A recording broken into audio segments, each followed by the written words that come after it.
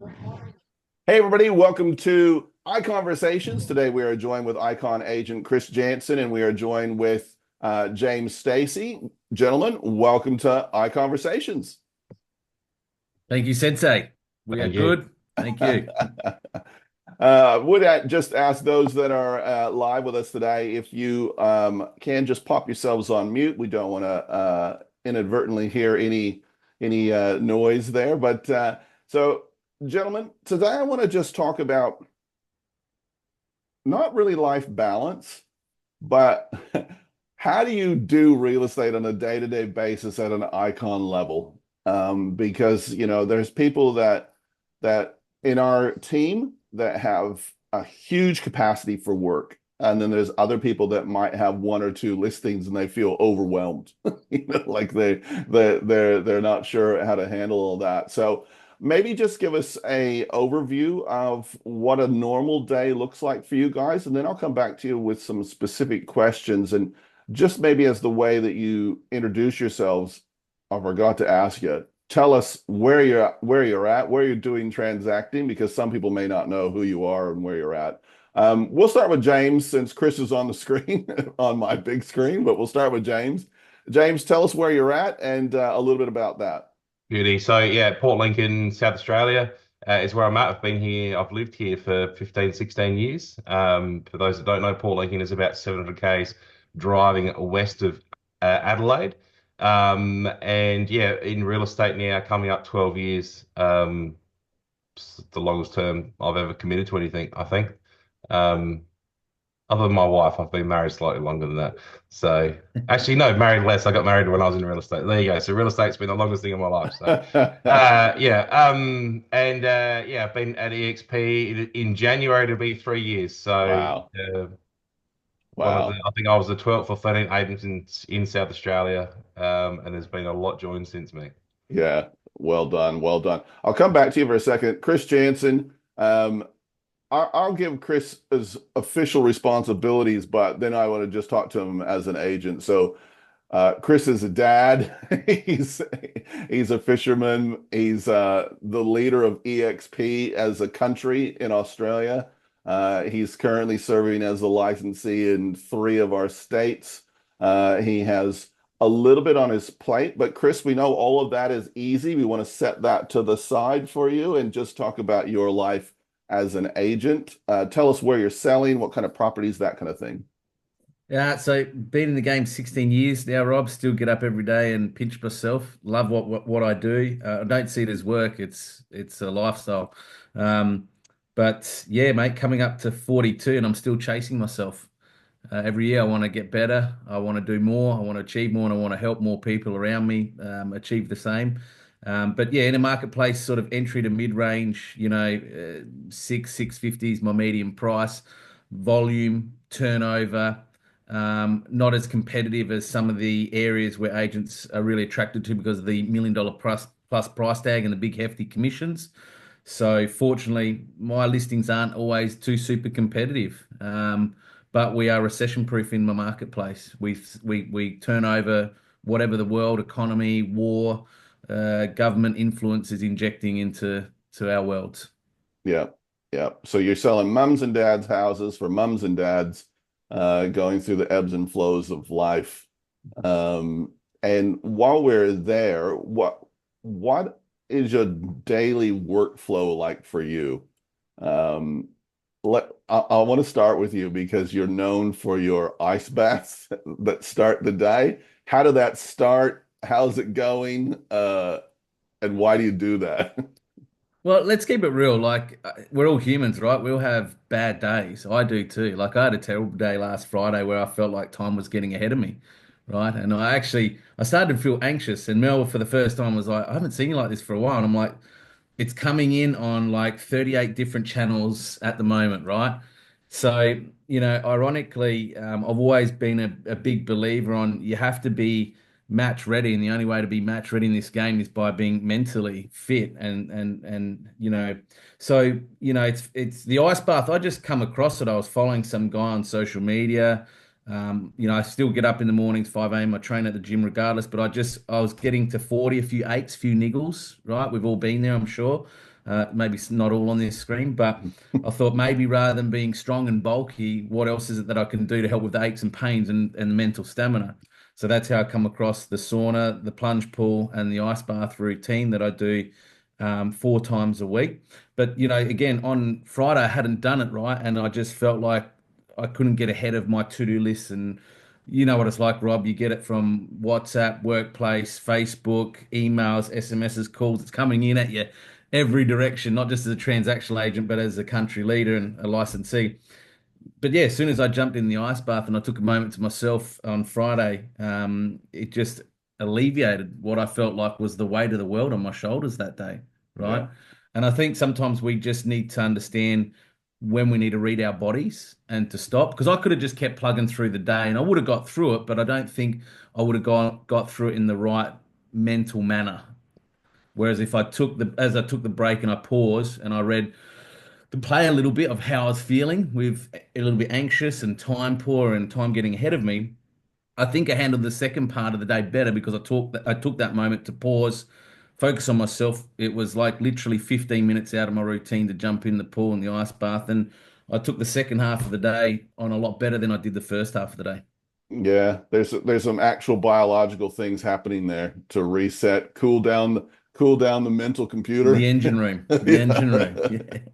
Yeah, I think it's really important as agents sometimes that we can find ourselves quite isolated and overwhelmed with all of the, as you say, and if a person is an agent full time, it's the timber pest inspection's gone wrong, it's the building inspection's gone wrong, it's the lost listing or the media that you had planned isn't working out, the photos aren't on time, the seller's calling you going, why isn't my listing live yet? All of those challenges that we face. And I think it's really, really important to that. Now, James, I want to bring you in here because you too, you have had you had a gym at one point. So, Mm. fitness is definitely obviously in your wheelhouse. What, how do you, what kind of things do you do to balance things out, from a personal non-real estate perspective? At the moment, I'm very unlike Chris. I'm big and bulky in a different way to Chris, but my day starts with a decent cup of coffee. If I don't have a decent cup of coffee, I don't know what I'm doing, to be honest with you. I know that sounds big, but I think you've just got to find your routine. And my routine is getting up, waking up, having a coffee.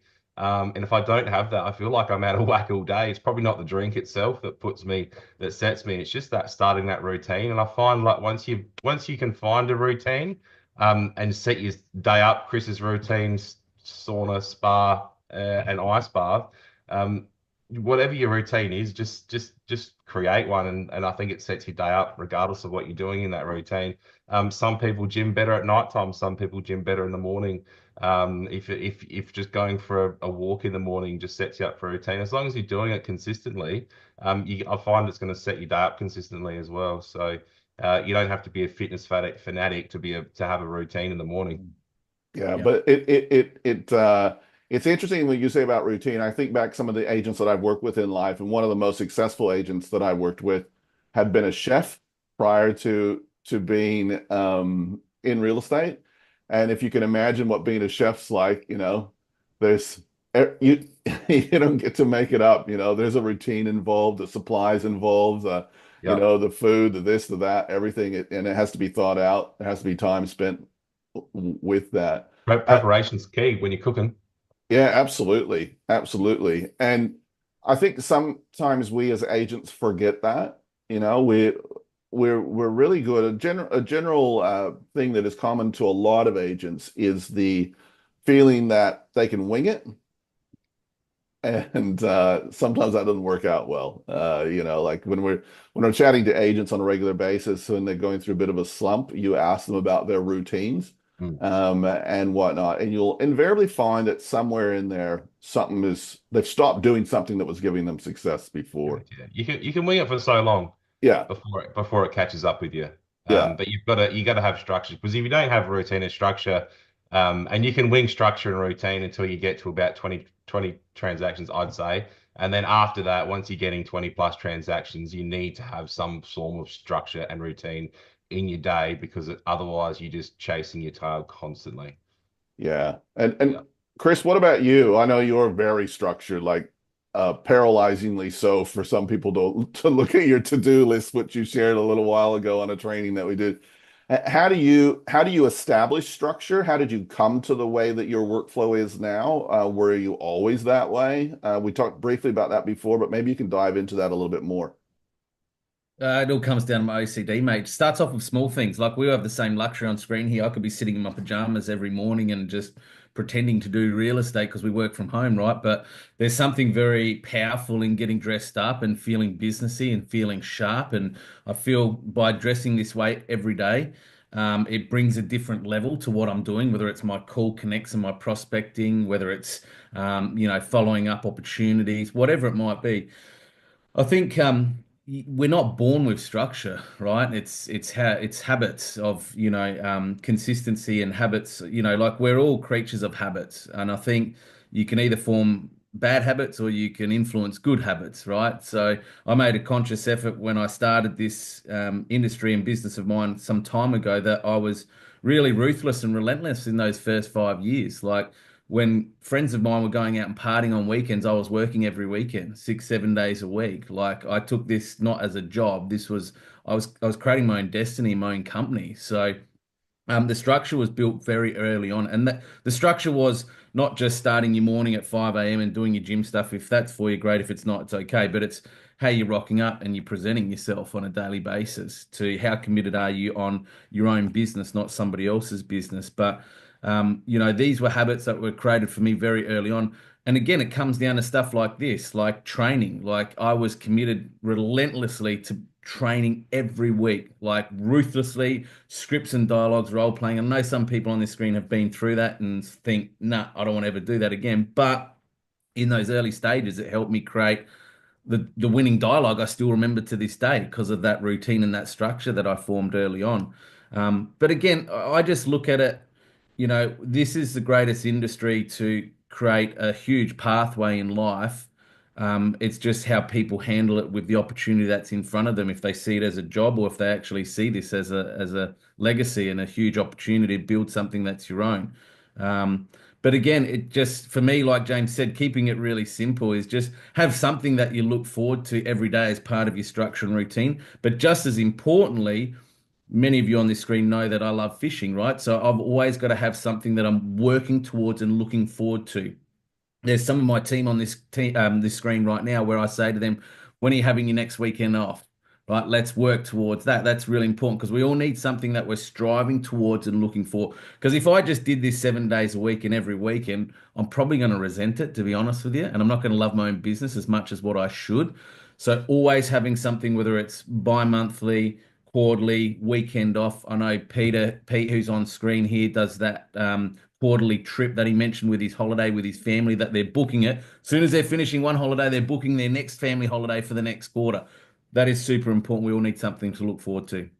Yeah, yeah, I agree with that. And when I was selling only, I always did that, like, okay, so I want to work 40 weeks of the year. I want to have a 4 week chunk off, and I want to have a week off each every 6 weeks. That doesn't work for everybody. I get that, but that was kind of my little thing. I knew I just had to pedal hard for this much time, and then I could get a break and refresh.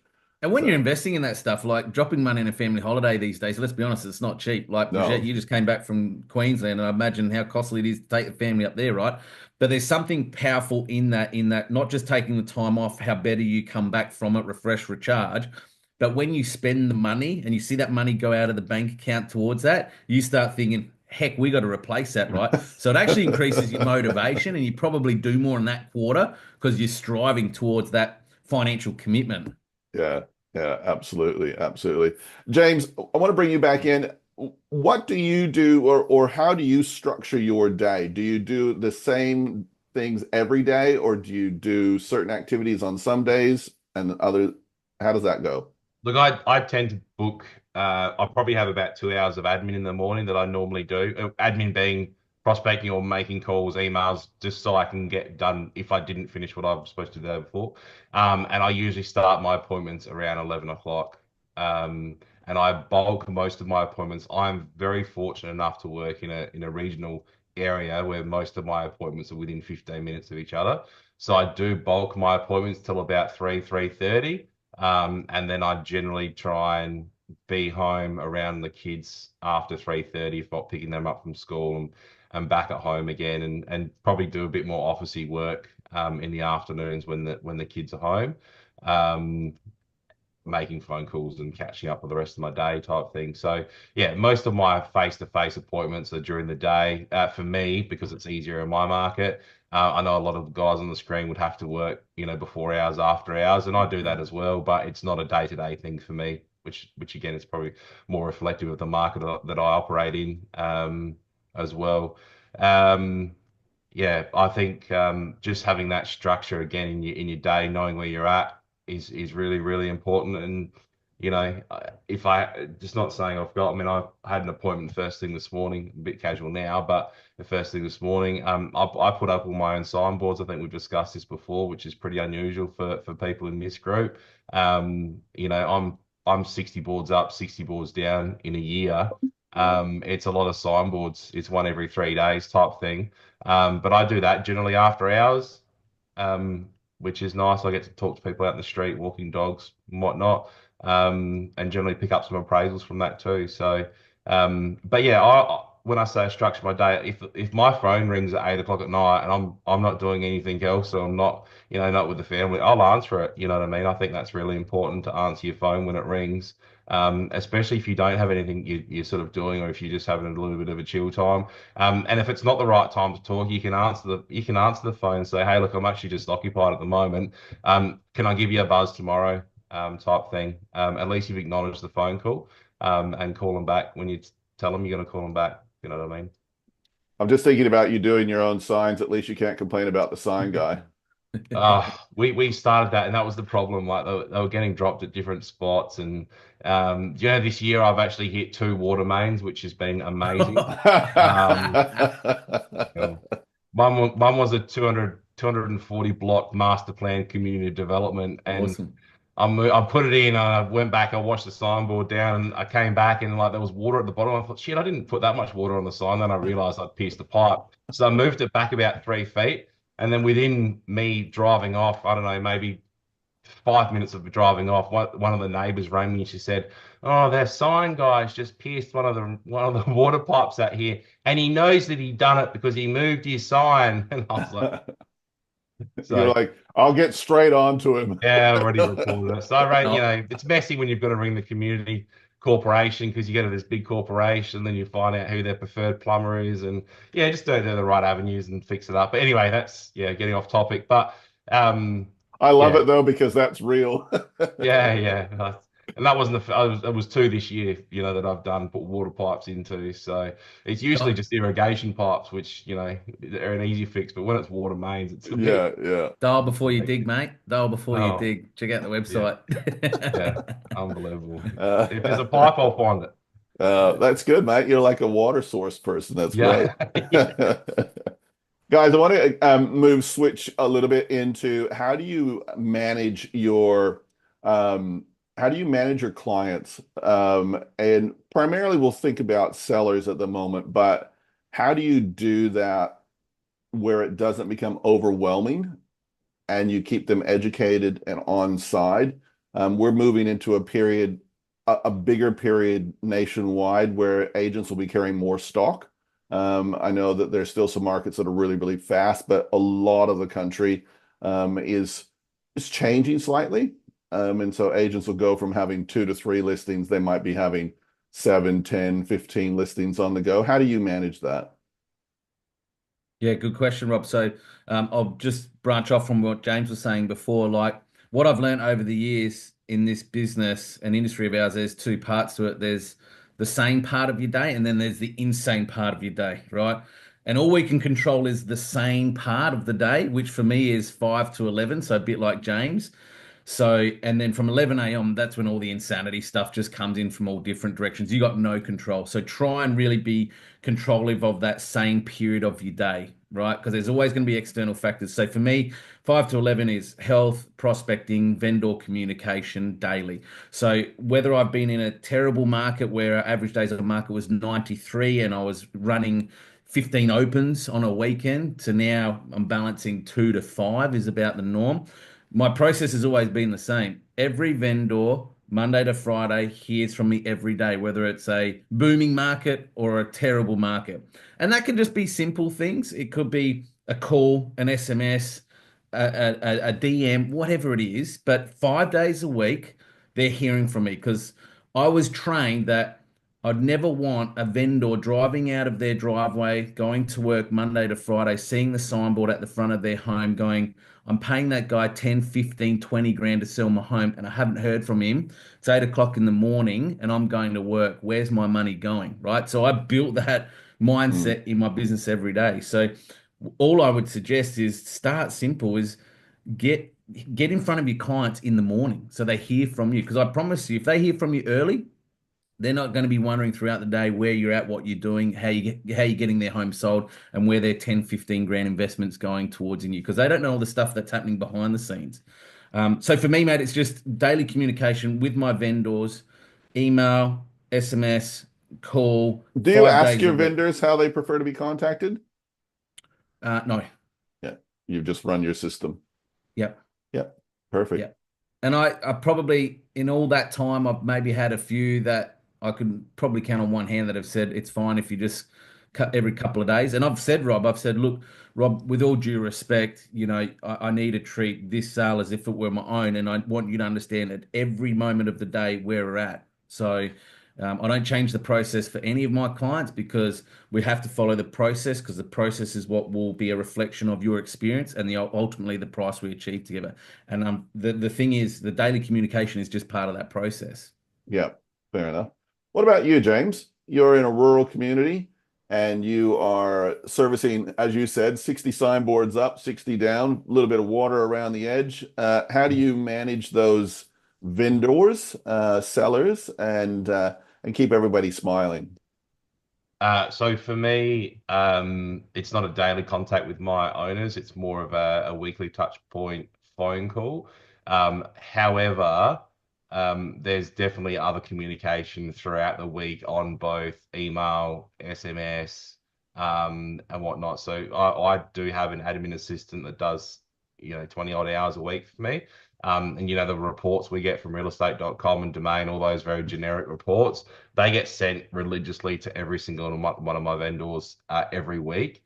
And if they don't hear from me by SMS or by phone call within a week period, and it's not unusual, bear in mind, for me to have a property on the market for 9 months or 6 months as well. So if they're not getting at least a weekly email, I'm not going to be on top of it enough by calling them every week. So they're at least getting something from me once a week. From there, it's again my preferred method of just updating or is just shooting a quick SMS. And as long as they know that you're still thinking of them, and it's not a generic SMS, it's a custom SMS. It's not me putting no thought into it at all. If they're okay with an SMS, which I'd prefer that method of contact personally than calling someone when they're doing something. Of course, if I've got something important to tell them, it's by phone call or it's an SMS. Hey, give me a quick buzz when you're free. Got some news or some feedback for you, type thing. And that way they're calling you on their terms and you're not catching them, off guard, during a meeting or while they're out in front of someone they can't talk to and whatnot. So, yeah, but I think for me managing, I've got, at any given time in any market, I'll have between 15 and 30 properties on the market at any given time, land, commercial, homes. And it's not, I'm not opening those homes every single week. Because a lot of my buyers that come into this market aren't local people. They're commuting, coming from Adelaide or whatnot. So it's by appointment a lot of the time as well. Um, So yeah, there's definitely a lot of communication there, but I don't actually have parameters or set parameters that they have a minimum, 3 phone calls a week type thing. Because honestly, over a 9 month period, if I was calling my vendors every 2 days with feedback, they'd be sick of hearing from me with shit news. Because after 3 days, there's not going to be any They're like, activity let on me the guess, property. nothing's Yeah, changed. yeah, and I And, think oh, you still want, oh, even though they are a client of yours, you still want to call them with a valid reason. If you're going to waste 5 minutes of their time with a phone call, you better have a valid reason to call them, not just to tell them, "Oh, I haven't had interest in the last 2 days. See you, yeah, bye." Yeah. yeah. Because that can be done by message or email. I can feel Oh, Chris has a response to that. yeah, yeah, James, you make me feel like a stage 5 clinger now with my clients, but no, I'm not like, compulsive over the top calling them every day. If I'm contacting them, I'll clarify it's with something. There's an update, whether we've changed the marketing and a couple of inquiries have trickled through, who those buyers are, what their conditions are, how I've qualified them. I'm always painting a picture of where we're at and what's happening going forward. But here's a tip for everybody, right? And I've been doing this for years, right? WhatsApp, I get all my clients set up in WhatsApp, right? Hubby, wife, kids, dog, cat, everyone goes into that group chat. I could show you a demo on my screen if you wanted, but every listing goes into WhatsApp. So my update might be, so on Friday, I left all of my 3 properties that are under contract at the moment a voice message update. Because sometimes it's not about a call, it might be just them hearing your voice, the tonality. So on Friday, I left all my 3 vendors, husbands and wives, an update on where the contract conditions of their property are at, a voice message update. Every Friday, I do a very basic video. I bring up Ignite report of the home. I bring up the social media campaign of the home, and I'm literally filming what I'm seeing in Ignite and the numbers and what they're likely to influence at the open. And then I'm comparing Ignite to what's happening on their digital and social content. And it's literally like a 2 minute video. But what I always say at the end of it in the WhatsApp group is, hey, James, that's our marketing report, ready to get underway for our open inspection tomorrow. If you got any questions about this, let me know if you want me to call you directly. Right. So use WhatsApp. Vendors love it. Like often, sometimes I get clients to say, no, I don't even have it. I say, well, can you download it? It's secure, it's encrypted. We can create a private group. Think of it like Messenger because you don't always want to be friends with your clients on socials, right? So this keeps it separate. And I just share commentary in there, whether it be a text update, a voice message update, a little bit of a video update. It's a great way to get engagement. I now have vendors communicating with me more in WhatsApp on a daily basis, and they're coming back to me with, hey, Chris, got the pool compliance certificate. Hey, Chris, I removed that asbestos material as part of our contract condition. Is this okay? They're giving it to you, and all you're doing is downloading it from WhatsApp and giving it to the conveyancer. There it is. Bang. So I find it WhatsApp's great for vendor management on a daily, bi-daily communication point of view, both ways. Yeah. Last question around that topic, and we only have a few minutes left to talk. Do you guys do any in-person meetings with your sellers on a regular basis, or once you've listed it? I mean, obviously you might see them at a home open just before or just after or whatever, but do you have any set regular, I'm going to come and talk to you about the progress of your property kind of meetings, or you're just using these other mechanisms now to communicate? Because obviously the communication is what's the most important. Yeah, only if the coffee's good. Only if the coffee's good. I'm Yeah. sorry, Mr. and Mrs. Smith. The reason I'm not there is because your coffee's not too Your great. coffee's shit. Sorry. I'm not coming face to face. Yeah, I think it's case by case. You've just got to Yeah. really play your vendors into how they want to be communicated with. At the end of the day, if they're a professional couple, you're not going to be rolling around, especially if they're a professional couple with kids, you're not going to be rolling around at 5 o'clock for a face-to-face meeting because that's the last thing they probably want in their life is their agent just hanging on like a flood of dog shit. I think, yeah, if they're an older, like I find that with an older person or couple or whatever it may be, they love the face-to-face communication. They love the chats and they love catching up with you. And I find that's important with that demographic. But yeah, anyone, I think you just gonna, it's a case by case to Yeah. answer the Yeah. question. What about you, Chris? Yeah, so my former Harcourt's life, like Tuesday nights, we used to march our clients in one by one for a set to sell meeting, and they were literally 15 minutes in and out, and you're just shifting the pain. Price, presentation, promotion. What are we assessing today? and where are we at and what are we changing with those three aspects. And it was pretty ruthless. Like, it was cold, to Yeah. be honest with you. I remember we'd have like vendors because you'd have like 6 agents in the office doing the same, repeating. Back then, technology was a lot different to how it is today.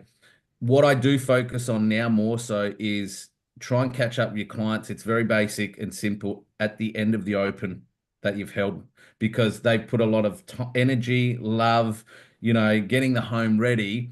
If you're just shooting off and not spending, it could just be 5 minutes. And it's just simply, hey, Rob, 8 groups through today. Let me talk to you about the feedback from the market. The positives that the market loved about your home was X. The constructive feedback was Y. The value perception was C. Okay. What I'm going to be doing over the next 24 hours, this is what will happen. Paint a picture for them. How are you feeling about that, Rob? Are you comfortable? Like, use that time. It could only be 5 minutes between your opens on a Saturday or a Sunday. Like, they're there, and sometimes they're waiting to come back home anyway. Capture that moment. Spend a bit of time with your people. Be personable, because it's they've waited 5 days for that show and shine day. And if you're just shooting off and maybe not connecting with them, you could lose that engagement with them. So use that time if you can. Just allow a bit more time between your opens. Spend 5 minutes with your vendors directly after the open. It saves you maybe having to call them anyway, because you've already caught up with them in person. Yeah. Yeah. Cool. Guys, we're just about to finish this particular icon session. What is something that you know now that you wish your early real estate career person self would have known about?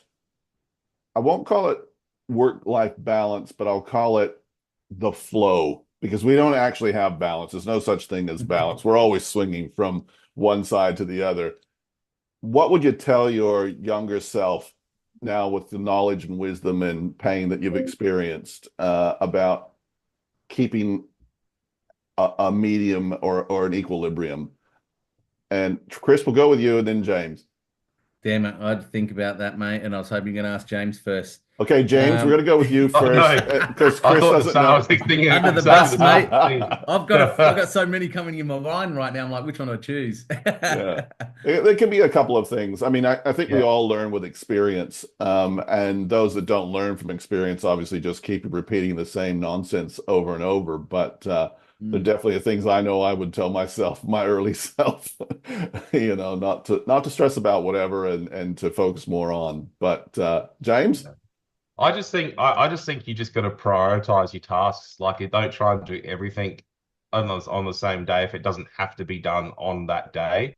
But if you tell someone you're going to do something, you've got to commit to it. If you say, "I'll get this appraisal out to you tomorrow," then you better do it tomorrow. Because if you don't do it tomorrow, you're gonna let them down. If you're busy where it's and you're doing it, I do a lot of super fund appraisals that don't have no deadline. I often say to people, "Hey, look, I'll probably get this done in the next week. Is that okay with you, or do you need it done sooner?" That way you've bought yourself some time, because if you don't tell them you're going to do something, the expectation it's going to be done relatively quickly. That's my expectation. Like, if someone tells me they're going to do something or be somewhere tomorrow, they better be there tomorrow. And we're getting some work done at the house at the moment, and it's really frustrating me when my pool guys told me they were going to be here on Friday and they weren't here Friday, but they didn't tell me they weren't coming either. And it really shits me. So yeah, I just think you just got to achieve that balance and to achieve happiness by your clients. Tell them you're going to do something in a realistic time frame for you, and therefore you're not going to get snowed under by work. Someone says to me, "James, I want you to come out and appraise my property." Okay, great, no worries. What are your timelines for selling the property? "Oh, we want to be on the market ASAP." So you know what? I'm going to park everything that I've got to do that day and go in there 100% focused on them and trying to win that listing. But on the way there, I might call a couple of other clients and say, "Hey, look, I'm just under the pump at the moment. Do you mind if I get that appraisal through to you tomorrow?" Ask their permission. "Oh, no, I'd still like it today." Okay, no worries. It's added to today's list. You know what? I'm going to be working a little bit later today to get it done. But asking their permission or explaining to them that I'm just under the pump right now. People are okay with that if you make the phone call. If you don't make the phone call, it pisses them off. Pisses me off when people don't call me and when people are late. So What Yeah, you're that's really probably talking my about uh, is knowing your own schedule, but you're pre-framing your clients, you correct. know? Yeah. Like if Y- you're busy, tell them you're busy. Like people know that people are busy. Like they get it, right? You're busy. People always say to me, oh, people see my signboards around town. Oh, you must be so busy. It's a bad perception because they think, oh, you're too busy to service them. Yeah. I've got a property that I'm trying to win at the moment, which is half an hour away from me. It's in the next town over, but it's an Esplanade property. It's probably close to $1 million. It's probably a $25,000 commission. Am I going to drive half an hour up the road to get 25 grand? But you bet on bottom dollar I am. Now, the problem I've got there is there's two local agents that have gone into the business as well. And the perception is they're nowhere near as busy as me, but I still think I'm the better agent to sell the property. So I'm going in that extra hard on that one to try and win the business. So I've got the perception I've got to give to them is that I'm not too busy to service them, that I'm not too busy to drive half an hour up the road to service their property, even though that I probably am. Yeah. But, there's Yeah. 25 grand on the line. I don't want to miss it. Yeah. Fair enough. And Chris, have you had time to think about Well, your comments to early self? I had thought of one because James and I had many conversations on this subject actually. So I was actually thinking he might talk about this. But what I now know today that I would have taught my earlier self earlier in this career and industry and business of mine is having my wife at home is an incredible thing. And I didn't understand the power behind it because naturally, when you've got two incomes, it changes things for all of us, right? But just the chaos that ensues when you're trying to juggle business and clients and sellers and kids and school drop off and pick up and dinner and like for the income that my wife was generating as a nurse in hindsight what it means today in me being able to replace that motivation. Yes, because now we're down to one income, the household solely reliant on me. There's something incredibly powerful behind that that just spurs you along every day that you get up because you know that the mouths in the house that you live in and provide for are solely reliant on the food you're able to put on the table at the end of the night. So for me, it was very empowering. And I know James and I talked about this, and he would agree that keeping his mill home was one of the best decisions that he ever made for family and business balance. It's most certainly been the best decision for me for balance, or if we want to call it that.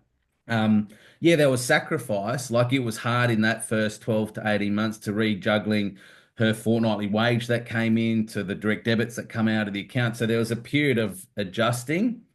But now I look at it and I just think the time that she gets at home with Airly, she is super supportive of me. There's a lot of stuff that happens in the household that I don't have to worry about. And I can focus on, as James said earlier, the dollar productive task because I'm not going, it's 4 o'clock, I better go do the school pickup, right? Where I could be at an appraisal, I could be making those additional prospecting calls. So that's probably the greatest learning for me, Rob, was not retiring my wife, but keeping her at home at this point in our lives and my business aspirations. Okay. Very interesting. Not what I thought you were going to say, but it's Keep it real. it's definitely good. My And wife, I my and wife I thinks she's retired. She'll go back, she'll yeah. be going back to work. As soon as the kids are old enough, she'll be going back to work. Yeah. My wife thinks I'm retired. Yeah. That's Yeah. another icon conversation. That one there, James. I think you and I are on the same page with that conversation I too. think I think you've just got to if you are like our family plan, we're in plan A at the moment, but we don't have a plan. I am plan B as well. I can't not succeed for our family. Mm, Yeah. So when you go in with that mentality, you can't fail. I think you'll probably succeed. 100%, man. And I guess Mm. that for those watching or watching the replay, I guess that tells us about what the icon mindset is. No matter what your situation is, the icon agent realizes that if it's going to be, it's up to me, and they're just Yeah. going to do whatever it takes to get it done. Yeah. There's excuses available to everyone. It doesn't mean that you need to choose them. So with that, gentlemen, thank you for joining us. And we wish you a great rest of the week. And for everybody here on the call, thank you for taking time out of your schedule. Hopefully you picked up one or two great nuggets that you can apply to your business, whether it be ice baths or maybe it's just being more structured. So anyway, guys, thanks for watching, and we will catch you on the next one. Thanks, everyone. Have a great Thanks, day. guys.